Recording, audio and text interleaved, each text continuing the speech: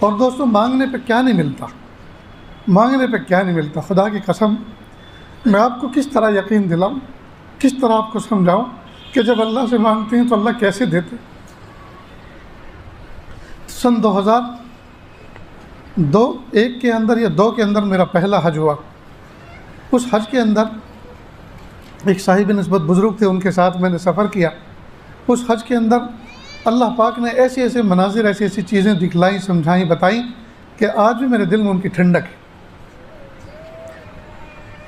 جب جب کوئی ایسی چیز ہوتی جہاں مجھے یہ سوچنا پڑتا کہ یہ میں کروں یا نہ کروں، اس موقع پہ میں شریک رہوں یا نہ رہوں، تو اس وقت میں یہ سوچا کرتا تھا اللہ کے محبوب صلی اللہ علیہ وسلم اگر اس وقت موجود ہوتے تو وہ اس چیز کو پسند کرتے یا ناپسند کرتے.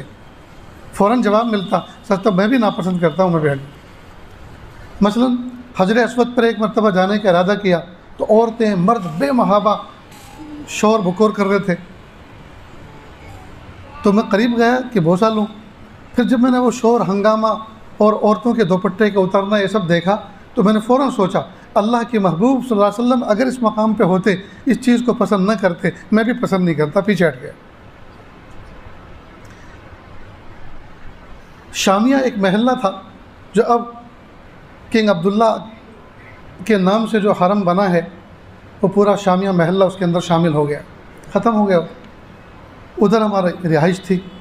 بارش ہوئی رات کو تو میں تیز تیز قدم سے گیا کہ بارش میں طواف کروں گا. چنانچہ پہنچ گیا تو وہ جو صفائی کرنے والا عملہ ہوتا ہے اور یہ جو گلاس وغیرہ رکھتے ہیں تھرماس کے ساتھ، تو ان کے پاس ایک لمبا سا پلاسٹک کا پاجامہ جیسا ہوتا ہے جس میں وہ کور ہوتے ہیں گلاس، تو اس نے نکال کے اس پہ رکھا. میں نے کہا یہ پنی آپ تو پھینکیں گے، مجھے دے دیجئے، میں جیب کا سامان فون اس میں لپیٹ لیتا ہوں. خیر وہ لپیٹ کے میں نے جیب میں رکھ لیا. اب میں اترا، مجھے ایسا لگا جیسے رحمت کا سوئمنگ پول تھا، زبردست بارش ہو رہی تھی. اب طواف کرتے کرتے کرتے میں آیا حتیم کی طرف. حتیم میں میزاب رحمت برس رہا تھا، تو دل چاہا کہ میزاب رحمت کے نیچے پہنچوں، لیکن شور ہنگامہ اتنا، تو وہاں بھی میں نے اسی چیز کو اپلائی کیا. آقا صلی اللہ علیہ وسلم اگر اس وقت ہوتے تو وہ اس چیز کو پسند نہ کرتے، مجھے بھی یہ چیز پسند نہیں. فوراً وہاں سے ارادہ ملتوی کر دیا کہ حتیم میں نہیں جانا. اللہ کی شان. ابھی میں آگے کو بڑھ رہا تھا رکن یمانی کی طرف حتیم کی محاذات سے، تو اتنی تیزی کے ساتھ ہوا آئی کہ میزاب رحمت جو برس رہا تھا حتیم کے اندر، اور لوگ اس میں بوتلیں لے کر کھڑے تھے، پانی بھر رہے تھے اور چلو بنا کے کھڑے تھے اور پی رہے تھے، وہ سارے کا سارا ریلا پانی کا بجائے حتیم میں گرنے کے اس عاجز کے اوپر گرا.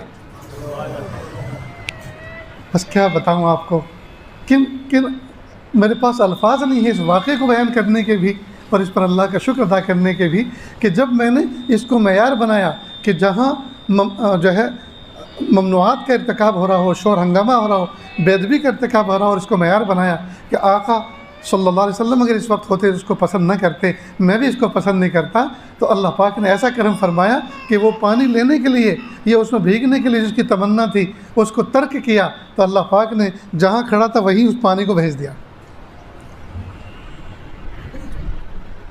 اس لیے دوستو، تنہائیوں میں، جلوتوں میں اور خلوتوں میں قدم قدم پر اللہ تعالیٰ سے مانگنے کا معمول بنائیں. قدم قدم پر اللہ تعالیٰ سے مانگنے کا معمول بنائیں اور موقع کی مناسبت سے مانگا کریں، اور ایک دعا کے ساتھ دوسری کو بھی جوڑ لیں.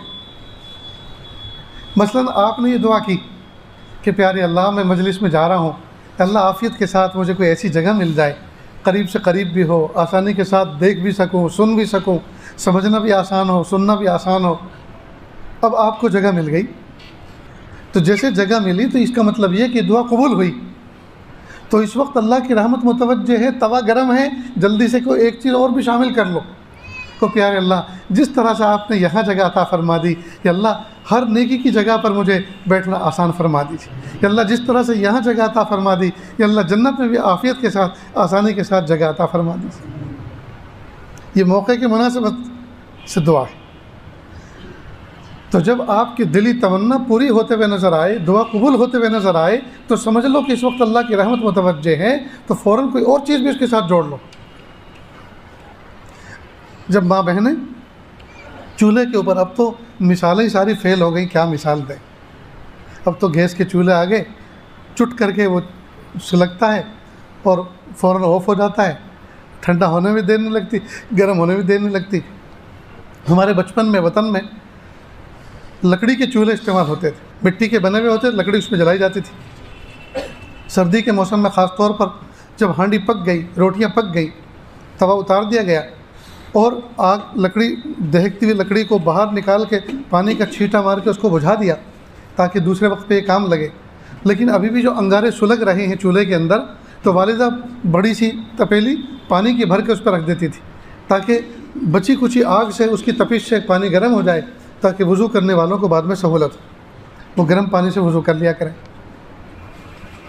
तो इसी तरह जब रहमत का चूल्हा गर्म हो तो बंदे को चाहिए कि जो चीज़ कबूल हुई है वो तो हुई है, उसके साथ साथ एक दो चीज़ें और शामिल कर लो ताकि वो भी उसका भी काम बन जाए।